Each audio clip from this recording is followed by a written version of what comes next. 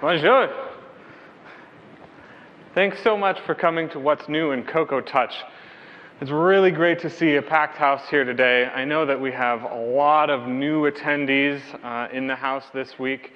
And so for those of you who have never been to a WWDC, who have never been to a What's New in Cocoa Touch talk, this is really a great opportunity for you to get a taste of all of the new things that we're releasing in the SDK this year. And as you know, this is actually the biggest SDK release since the SDK itself. So this WWDC is going to be absolutely huge. And this session is your opportunity to get a taste of those technologies. And I'll be pointing throughout the session, and again at the end of the session, to all of the other related sessions to the technologies that I'm talking about, so you can get an idea of what other talks that you want to see this week, and what other labs you're going to want to go to, and that sort of thing. So to begin, I want to talk about this core idea of what we've set up, of what iOS 8 is really all about from the SDK perspective. And that's this idea of adaptivity. Adaptivity is going to pervade everything that we do in Cocoa Touch in iOS 8. And adaptivity means several things. On one hand, adaptivity is a design philosophy. It's a way of architecting your app. And we're going to give you an idea of how we want apps to be built from now on using a design philosophy that encourages code reuse, generic code that adapts from context to context, and is able to go from devices like iPhone and iPad seamlessly. Additionally, adaptivity encompasses a whole set of things that we are providing directly from UIKit to you. Things like adaptive view controllers. Adaptive view controllers are something that we have written with the design philosophy of adaptivity that when you use in your app can allow you to do things like take a simple primary, secondary view controller pattern, have it on iPhone, have the same code that puts that on iPhone, put an interface that you'd expect on iPad, and do that without any device checks. It will all be the same code running on both devices. We'll show you how to do that. Similarly, we've taken the philosophy of adaptivity to view controller presentations. And we'll show you how to build code that presents something like a full screen modal view controller on iPhone, and something more appropriate like a popover on iPad. Again, without any device-specific checks, because we're focusing on reusable, adaptive code. That is the theme of Cocoa Touch on iOS 8. Additionally, we're going to be pushing a new user interface concept that we want all applications to adopt, and that's dynamic text and adapting to dynamic text. This was actually a feature that was introduced in iOS 7. That users can change their preferred text size. And in iOS 8, we've extended the idea such that all apps built into iOS respond to dynamic type and are adaptive to that. And we want to show you how you can do that. We recognize that one of the common places that users interact with text is actually in lists in the form of table views. So we took it upon ourselves to make it easier to take a simple table like what you would see in settings, respond to the user's dynamic text choice, make the text bigger, and make the rows bigger as well.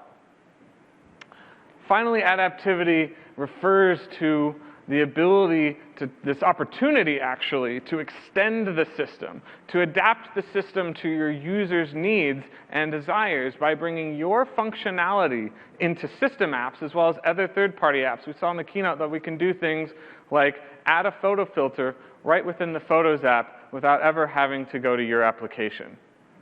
So these are the kind of things that we're going to be talking about throughout the talk. The first part is particularly about the design philosophy. And then we'll move into listing off a lot of the things that are especially new about the API. So to begin, we'll talk about this design philosophy of adaptive layout.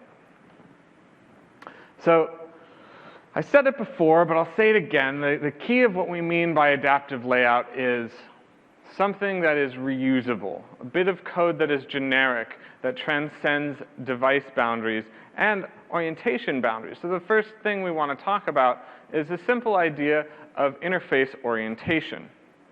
This has been a stalwart concept through the API since the SDK was introduced. And we actually want to move now to a place where when we're writing our apps, our layout code doesn't have to care what the interface orientation is. And that's going to be the theme of what we're talking about now. So we can imagine that our designer gave us a design for a Photos app. And they say, OK, this Photos app on Portrait in an iPad looks like a grid of rectangular thumbnail photos, and there's 5 columns in that grid. Similarly, they give us a spec and say, if that iPad is in landscape, show similar thumbnails, but 7 columns of them. Now, the naive way to approach this would be, OK, let's hard code in 5 columns of things for Portrait and 7 columns of things for landscape. But to become adaptive, we want to take a deeper understanding of why we have 5 columns in Portrait and why we have 7 columns in landscape. It's pretty easy to understand with this example that the reason is the Portrait view is 768 points wide. And based on the thumbnail size that we want to achieve, it just so happens that we can fit 5 across. So we have 5 columns. Similarly, when we go to landscape, we now have 1024 points in the width dimension. And based on the thumbnail size that we wanted to achieve, we can now fit 7 columns. The difference here is that when we take that logic, that we say, OK, we can fit this many columns in this space, as opposed to there are 7 columns in landscape, then the actual interface orientation is not a relevant thing in determining what your layout looks like anymore. All that matters is what the canvas size looks like. So there's also another decision being made under the hood here, if we just sort of focus in on this view, and that's we've made these rectangular spread out thumbnails, but the Photos app on the iPhone has actually much more compacted thumbnails that are square in shape.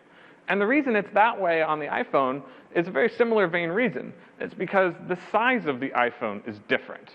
And so we compact the layout when we are in a compacted size.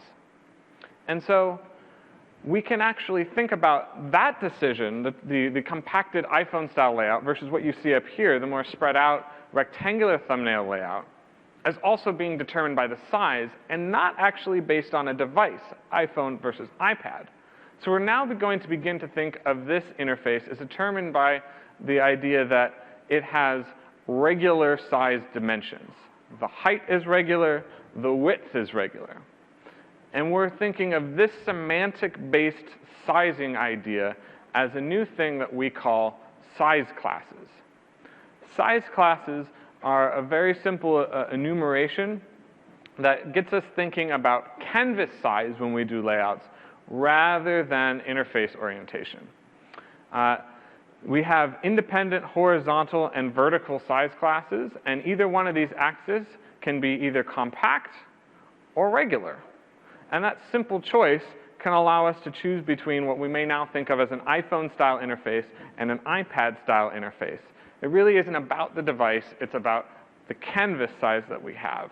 And we'll continue to talk about this idea throughout the session, but part of what makes that key is that you may end up in a situation where you are showing something, displaying your view on, say, an iPad, where the size of that canvas is actually comparable to that of just being on an iPhone.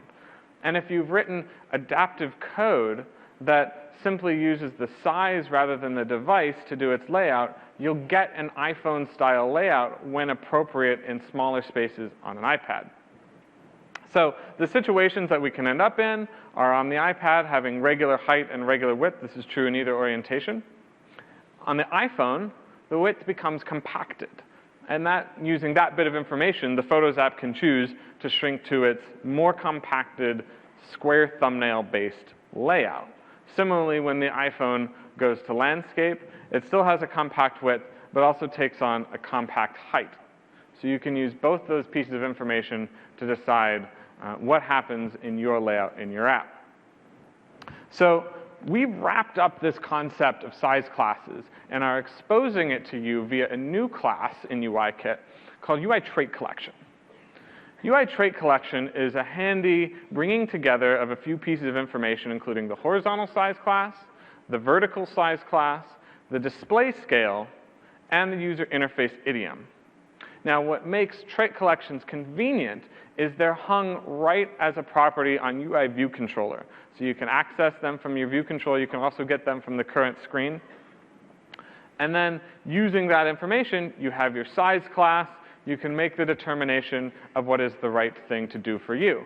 So as a simple example, we can think of what we did with photos and implement a size class didChange method. And for photos, it just needs to consider what the new size class is. And based on whether the horizontal size class is compact or not, the photos layout chooses to use either its compact squares-based layout, if it is a compact horizontal size class, or otherwise it uses its rectangular thumbnail, more spread out layout.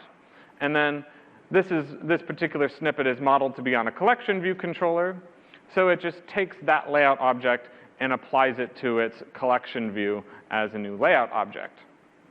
Now, some of you may be noticing this unfamiliar scribe to you on the screen. If this is your first time seeing Swift, congratulations. Here is your intro. And you can see just how easy it is to understand. And this will give you an idea of how easy it is to start adopting Swift immediately with all Cocoa and Cocoa Touch APIs. So with that, I'll talk about quickly another new API that we've added to support your layout in iOS 8, which is margins. So margins coincide with an API released in iOS 7, which is layout guides.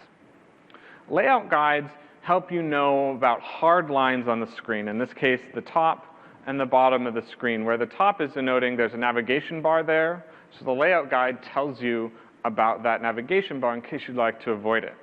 If there were a toolbar at the bottom of the screen, your layout guide would also denote the top of that toolbar. In this case, it just denotes the hard line that is the bottom of the screen. But there's another concept in this UI that isn't covered by layout guides, and that is the white space that is insetting the content from the edges of the screen. So in iOS 8, we're introducing an API on UI View, which is layout guides, which tells you about that white space and allows you to set whatever white space you want for your layout. So that's a property on UI View. It also comes with native support for auto layout.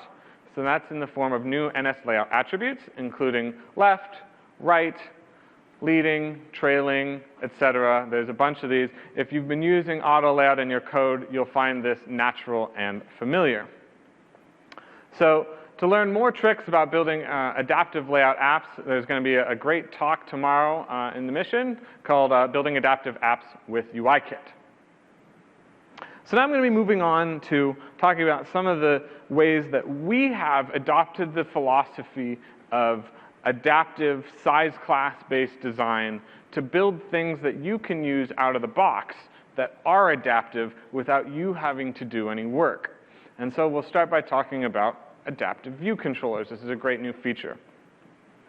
And to begin to dive into this, I'm actually going to go back and talk a little bit more about this idea of orientation, or rotation, which we touched on with the orientation segment of the talk. So now I'm going to have us kind of ask ourselves this question. What is rotation really? Because asking ourselves that question yields a result that helps us write adaptive code. And that result is, it's just an animated change of the size of the view. So if we consider a view that's on screen, we might have been thinking of when the device rotates, that view rotates with it. And this is a rotating view. That perspective actually complicates the idea of what we have to do in our layout. And so beginning in iOS 8, we're encouraging you to take a different perspective towards how rotation works, which is just think of it as a view that happens to have, in this case, a regular height and a compact width. And when the device rotates, something happens to that view. And the thing that happens to that view is it undergoes an animated size change. And perhaps it goes to a compact height and a regular width. I don't want to confuse you in that standard on an iPhone in landscape, the width is actually compact. But this is an illustrative example of what might happen to your view. As your view changes size, it can go to any new size and any new size class. And that's really all that's happening when you're undergoing a rotation. And part of the advantage of thinking about rotations this way as merely a size change is that once you handle rotations as size changes, any other situation that you might end up in where your size changes, you will have handled, because you will have written your code in a way that it can handle size changes, especially those that are animated. So in order to move in this new direction, we're taking a lot of API that used to exist in iOS 7, well, it still exists in iOS 8, but we're deprecating it. This is just a subset of the rotation API that is deprecated in iOS 8.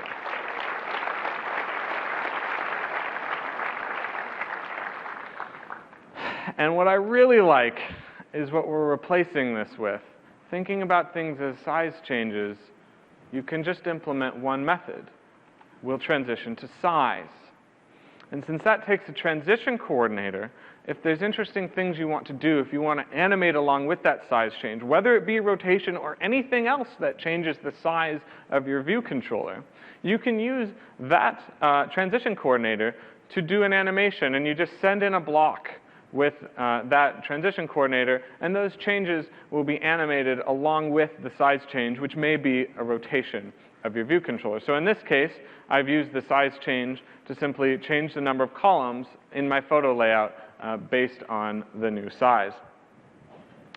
So beyond just view controllers themselves, with rotation, we've built some view controllers that allow you to adapt the hierarchy from device to device in a way that makes it so that you write less code. And so many of you have probably written something like you see on the screen, a primary, secondary view controller pattern. And you do this using a split view controller. And then you embed a navigation controller as the master view controller of that split view controller. And then when you would go and take the same design pattern of a primary, secondary view controller, you would end up on the iPhone with a navigation controller as your view controller. And that meant you would have a device idiom check seeing, am I on an iPad? If so, build this view controller hierarchy. If not, build this other view controller hierarchy with a navigation controller as the root on iPhone. Well, on iPad, just as we want to make it so that you no longer need to care what your interface orientation is, we also want to make it so that you no longer need to care what your interface idiom is. And to do that, we're making it so that you can build this interface on an iPhone with the split view controller as the root view controller. And it will still contain a navigation controller as its master view controller. Then, when you want to push another view onto the stack, you can just call show view controller on this. It will do exactly what you would expect from a navigation experience, pushing a view onto the stack. And when you would execute something that would be the equivalent of showing a detail on iPad, you can just call show detail view controller. And on the phone, it will do exactly what you would expect a phone interface to do, which is push it onto the navigation controller, because that's all that's available on the phone. But that same set of APIs, that same call sequence calling show view controller and show detail view controller on iPad will yield what the user would expect on iPad, which is a detail view controller over on the right of the split view. So UI split view controller is really a workhorse to be used in iOS 8.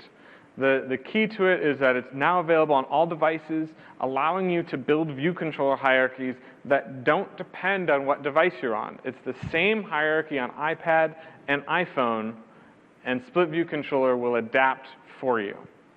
So with that, it handles the primary, secondary controller pattern transparently for you. And also to go along with this, Split View Controller has a whole host of new updates to its API in this release. I can't even begin to talk about what they are. If you'd like to learn more about them, there'll be a great talk tomorrow morning called View Controller Enhancements in iOS 8. So moving on to adaptive presentations. This is another way that the View Controller system is helping you have code that is simple and device agnostic, but that does the right thing on each device. We want to help you build something like a full screen modal presentation on iPhone and get something more appropriate like a form sheet on iPad or even a popover, and do this without code that checks what device you're on. It will be the same code on every device. So in particular, one thing that is really changing its paradigm is popovers. Prior to iOS 8, popovers were only available on iPad, and we would use them in the form of UI popover controller. Well, that paradigm is changing significantly because we're now no longer requiring the use of UI popover controller to present a popover. Instead, popovers are presented via the API as a presentation style for a view controller.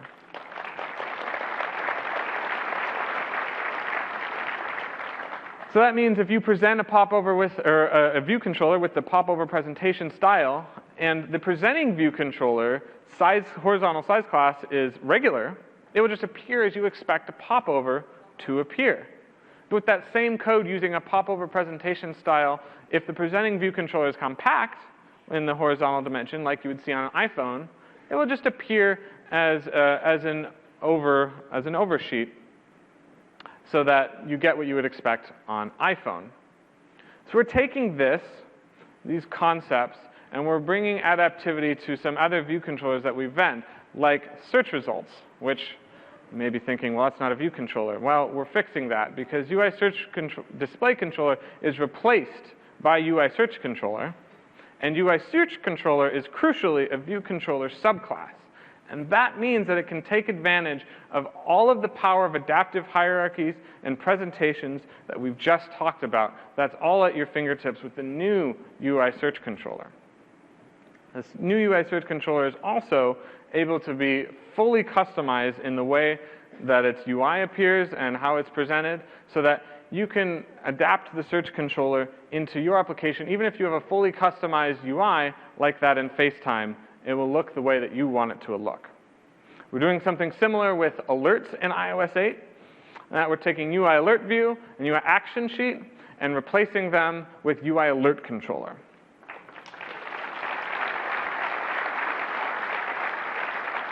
Kind of thought you guys might like that one. UI alert controller is also a UI view controller subclass, so that we can internally use all of the power of adaptive presentations to our advantage and to your advantage so that things look great. Of course, UI alert controller adapts its styling to the context so that when you present it on an iPhone or on anything that has a compact horizontal size class, you get an action sheet appearance. You can get an alert appearance also, but in the action sheet style, you get something that looks like what you'd expect an action sheet to look like.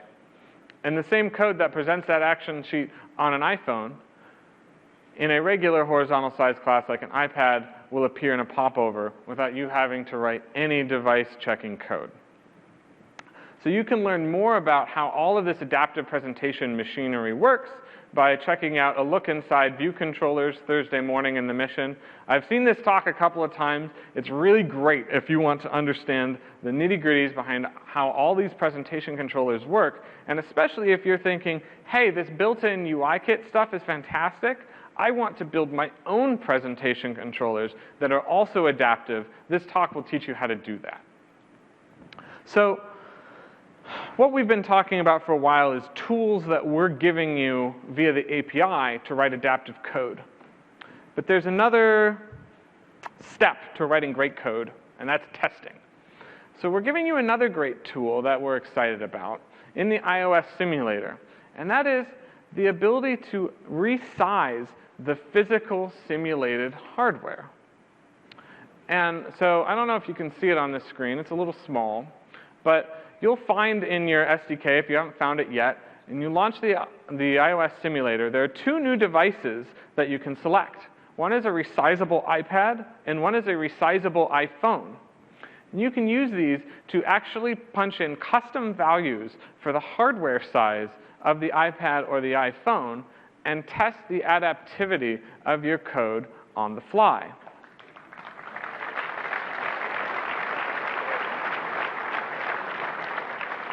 We're really excited for how this kind of thing can change the way we architect apps, because we can architect things the way that we intend and then test that our intentions are doing what we thought that they were going to do. So I actually stole this app you see on screen from the A Look Inside presentation controllers talk that I just mentioned. And it has a custom presentation controller, which is the view that slides out from the right. And it's designed to take up a third of the screen. I went and tested it in the resizable iPad to make sure that if it was in a compact width, it would do the right thing. And sure enough, the guys who wrote this are really great, and it does do the right thing. It presents as an over full screen presentation in the compact width. So let's talk about some of the new things in iOS 8 for UIKit for customizing user interface. We have a new class called UI Visual Effect View. It's a UI View subclass, and it's a view that takes a UI Visual Effect object that parameterizes custom rendering modes for the view itself and the content inside it. So we're shipping a couple of different effects that you can use with the Visual Effect View to get the effect that you want. And the first one is the UI Blur effect.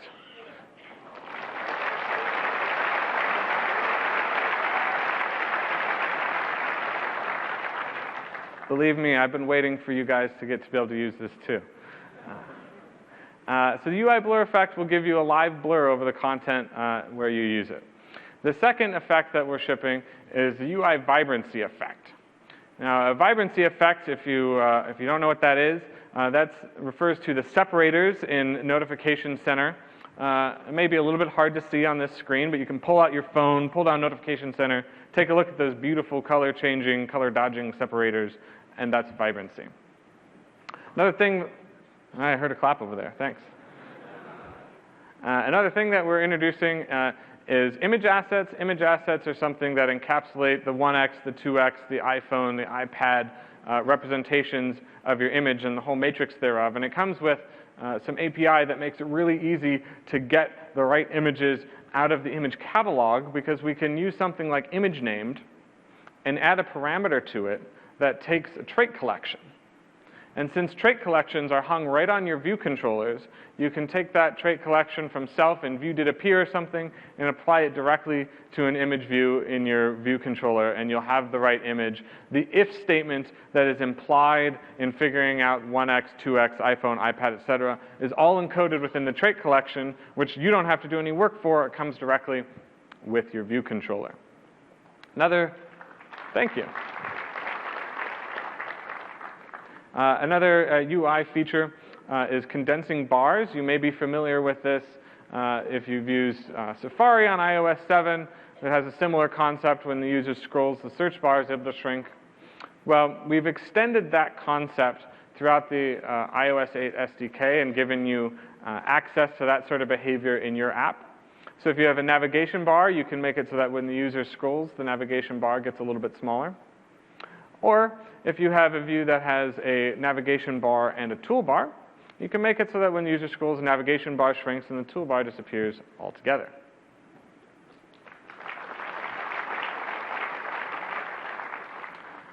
So to learn all about some great things you can do with interface customizations, we have a talk that is tomorrow called Creating Custom iOS User Interfaces. So I alluded earlier to a feature that we're pushing in iOS 8, which is dynamic type everywhere. All of Apple's apps have adapted or have adopted dynamic type and are adapting to the changes that are required for that. One of the things that we realize is that table views are a very common place where text is displayed and something that we would want to respond to user text size changes. And so we have made it easier in iOS 8 for you to respond to these types of changes by allowing you to have dynamic type rows without actually implementing the delegate method, table view height for row at index path.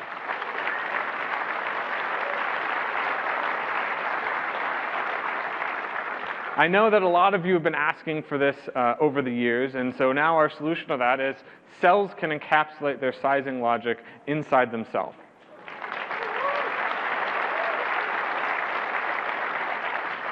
It gets better, actually, because the cells natively support auto layout. So, yeah, it does get better, right?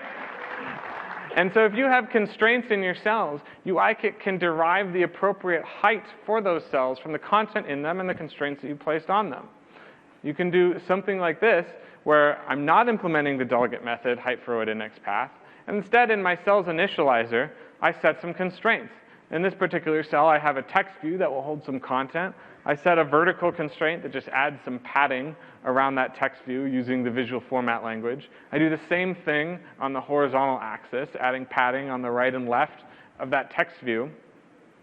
And then when this cell is created, it'll be populated with some text. The table view will know how wide it is. We'll be able to take the content that's in that text view and the margins that I've set up with auto layout and determine what the appropriate height for that cell should be based on that content and the width of the table.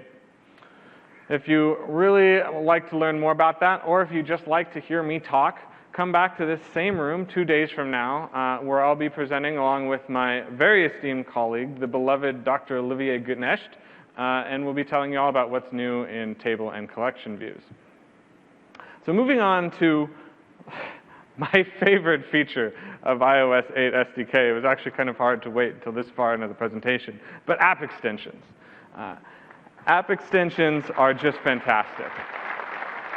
You've seen this in the keynote, but app extensions are just going to change the way that we write apps and the way that users enjoy what we produce for them. We can do things like in Photos, taking a photo, bringing up a sheet that shows the extensions that we have, selecting your extension right there in Photos, applying something like a filter to that photo, and ending up in Photos where we always were. We never had to leave the app. And your content is right there for the user at their fingertips. We can also have sharing extensions, which allow users to share to your sharing service right from whatever app they're in. They can share photos, videos, text, and other content without having to do a do-si-do over to your app. This will be a better experience for the user, and it means more people can share to your app because it will be less work for them to do so. We also have notification center widgets. You can write a fantastic notification center widget that can end up on my phone, and I can see it every day, and I can be extremely grateful to you for doing that. So app extensions opens a lot of doors. Some of the big things in iOS 8 that you can use app extensions for are, of course, photos, sharing, notification center. It's also possible to build extensions that don't actually have a user interface. And a great example of this is the Bing Translate action without UI that we saw in the keynote. Additionally, you can build custom file providers. This is something that will allow the user to use documents from your cloud storage solution as seamlessly as if those documents were an iCloud Drive, just by your extension providing them to apps within the system. Additionally, iOS 8 makes it possible to write custom keyboards that will be shared throughout the system. Front row likes that, yeah. To learn more about building app extensions, we have 2 great talks today and tomorrow that will explain to you everything you need to know about building upon this just absolutely tremendous technology that is just going to, iOS 8 is the signpost. It's different from here on out. So some updates to notifications. Notifications have changed a bit, in particular in the way that we model how users approve of notifications that appear on screen. It's always been true that users have to approve push notifications, and it wasn't true previously that users would have to approve local notifications. You could show a local notification without the user giving an approval to that. So in iOS 8, any notification that shows UI on the screen is going to require one-time approval from the user. The flip side to that is you can send push notifications that don't show UI to the user, that simply shuttle data to your app, and those will not by default require user approval. So you can just send notifications to your app, and the user doesn't have to worry about it. Notifications can now also have actions associated with them. That is, if you want to display something that has a reply button or other actions, those can be tacked on to your notifications, and whatever action the user selects, that will be shuttled over to your app for your custom logic to be invoked based on that action. Notifications can also be location-based in iOS 8, so you can pop up a notification when a user enters or exits a significant area that you want to show them a notification about.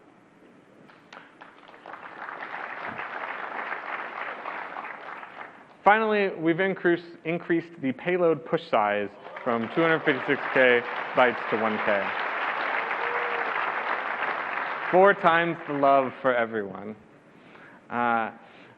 If you want to learn more about this, there's a great talk, What's New in iOS Notifications, tomorrow afternoon in Nob Hill.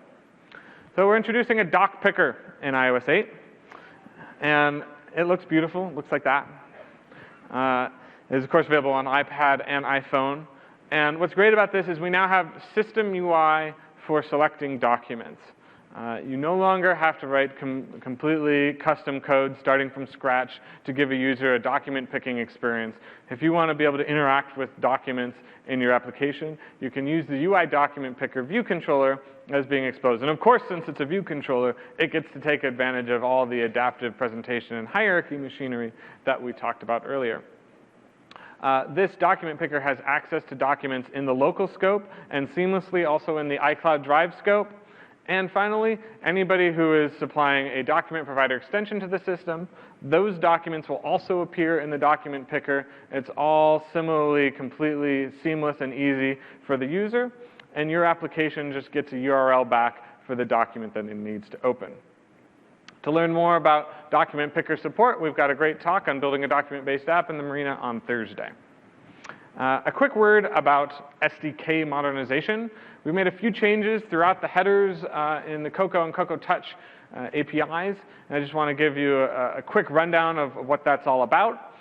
We've annotated all the designated initializers of class with an NS designated initializer annotation, so you know which ones are the designated initializers, which of course you need to know if you're going to be a good subclassing citizen. Additionally, all of the return types for initializers have changed from ID to instance type. That'll make some of our autocomplete better. And we've introduced additional properties in place of classic Cocoa methods, in particular like the NSObject protocol, where hash used to be a method. Hash is now a property for NSObject. And these changes enhance the experience for use with the Cocoa and Cocoa Touch APIs, both in Objective-C and in particularly with Swift. So handoff is an opportunity for your app to participate in a feature that we talked about in the keynote, which is continuity. Continuity is the thing that allows users to do something like start an email on their phone, go to their computer, finish that email, and it's all a seamless experience. Well, with handoff, we're giving you the opportunity to have user activities of your own so that they can do that not just with mail or with other built-in activities, but with your activities as well. So handoff has built-in support for activities in AppKit and UIKit. Both natively support activities in their document classes. And you'll be able to use that out of the box. To learn more about handoff, check out the Adopting Handoff in iOS talk tomorrow in the mission. So there's a whole lot of stuff that has changed here.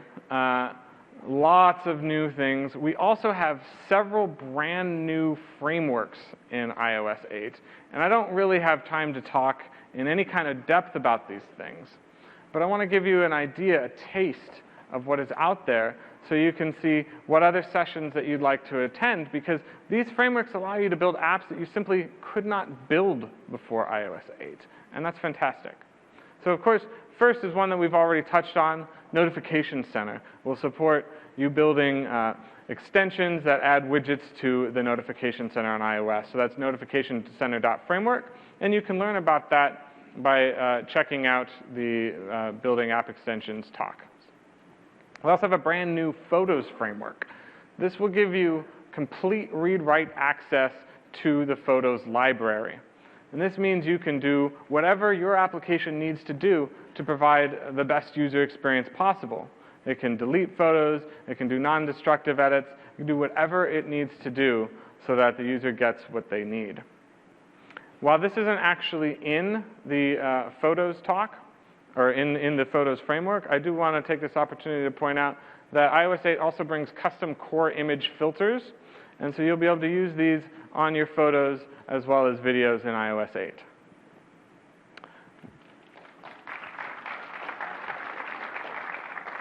A brand new framework called CloudKit. And this framework is absolutely spectacular. I really can't say enough good things about it.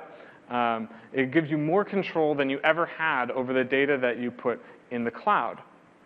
And what really makes this spectacular is you can use CloudKit to build a client-server application without building the server side.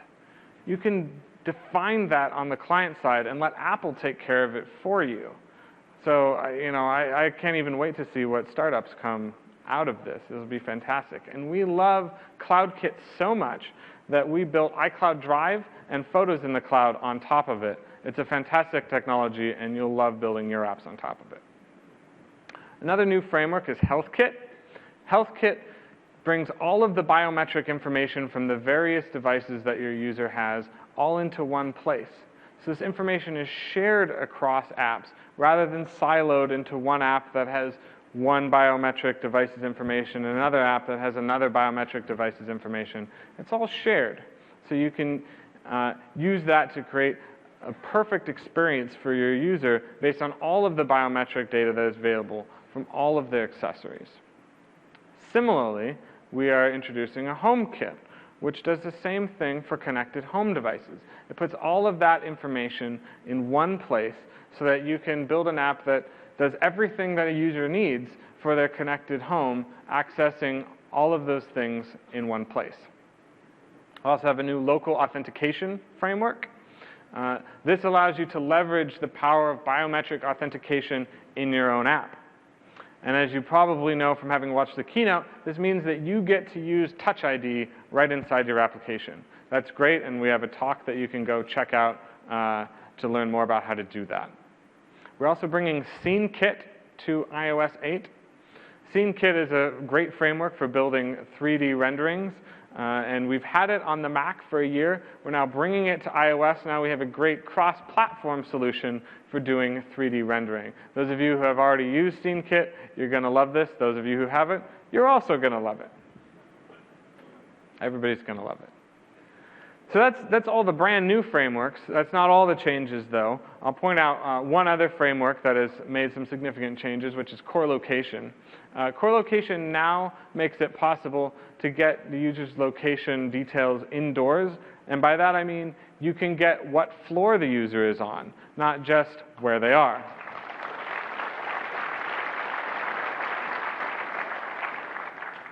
Isn't it great to build apps that you just never built before? I'm excited. We also have new APIs in Core Location that will make it easier to save power when getting significant location updates. So that'll be better for everyone. I'm a big power magnet myself, so using these will enhance everyone's experience. We're also changing the user approval model around Core Location so that users can now choose to approve your app either all the time for location use, or only give it, you can just request to be approved only when you're in use, so that the user can rest assured that your app is not using location and not draining the battery, not stealing any secrets when your app is not in use. So that's a change to core location. So to finish up here, I want to reiterate some ideas about the design philosophy, because really iOS 8 is a mark in the sand for how we think about building apps in addition to all of its new API. So we're going to be centered around building reusable code that is device agnostic, that is interface orientation agnostic, that is adaptive.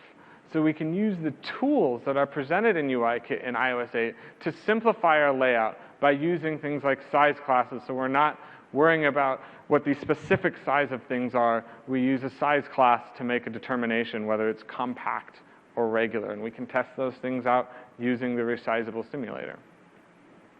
We can use the iPhone and iPad code in a unified way so that we only have one bit of code that does the right thing on all devices, and we're bringing adaptive view controller technology to you that will allow you to do that. You can integrate into the system now using app extensions so that the user can do more things in more places than ever before, and your app can be more useful to them than it's ever done. And finally, as we just covered, since we've introduced several brand new frameworks, there are things that you just could never do before that now you can do. You can expand your tool set using all of these brand new things.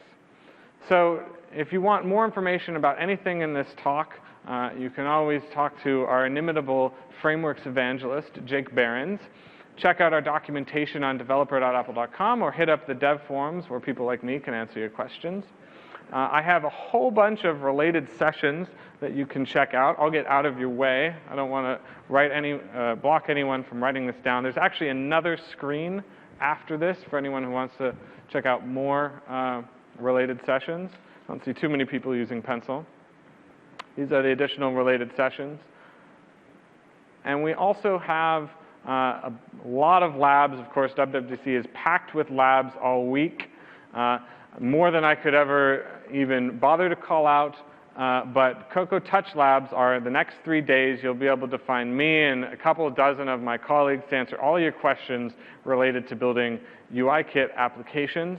And I really hope you're able to get an idea of all that we have to offer in this WWDC, and I hope you have a fantastic week. Thanks for coming.